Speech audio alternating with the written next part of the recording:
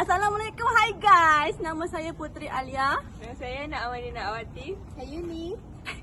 Okey, hari ini kita orang ingin menerangkan tentang peranan Al-Quran dan Al-Sunnah dalam kehidupan seseorang Muslim dari segi ekonomi, sosial, Politik dan kebajikan. Yeay! Okey, yang pertama kita go to kepada yang pertama iaitu ekonomi. Okey, ke depan, zoom ke depan. Bagi kamu semua tengok apa isi-isinya. Alright, dari segi ekonomi, pertama, sebagai panduan asas ekonomi Islam, meletakkan hukum hakam yang berkaitan dengan ekonomi. So, yang kedua adalah menekankan keadilan dalam muamalat.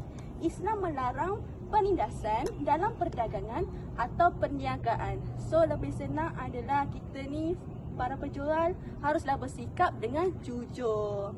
Okey, dari segi sosial pula. Okey. Okey.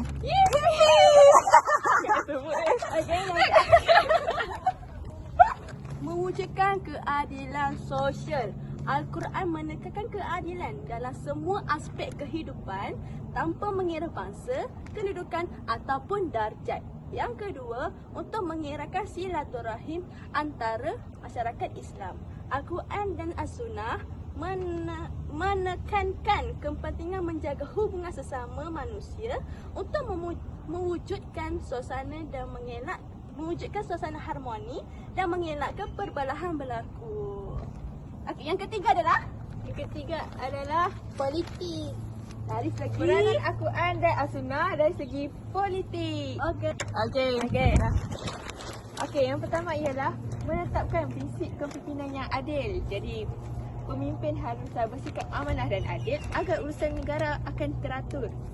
Yang kedua ialah menekankan syura dalam kurungan musyawarah, iaitu syura bermaksud bersama. Al-Quran mengajar agar keputusan politik dibuat melalui perbincangan dan persetujuan bersama. Jadi, apapun keputusan yang bakal dibuat untuk negara, pemimpin haruslah mendengar pendapat dari pihak lain juga agar dapat membentuk satu tindakan yang bagus. Yang terakhir, kebajikan. Kau nampak tak? Nampak tak? Okay. Zoom in. Alright. Baik.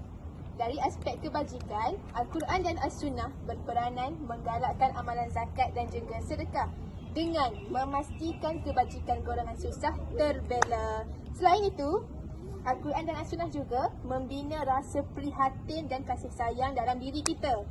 Sunnah menekankan sifat empati, ihsan dan kasih sayang kepada sesama manusia. Okay. Tamat sudah. Okay, itu saja daripada kami. Bye-bye. So, jangan lupa terapkan dalam kehidupannya para Islam. Para umat Islam. Jangan lupa terapkan dalam kehidupan. Bye-bye.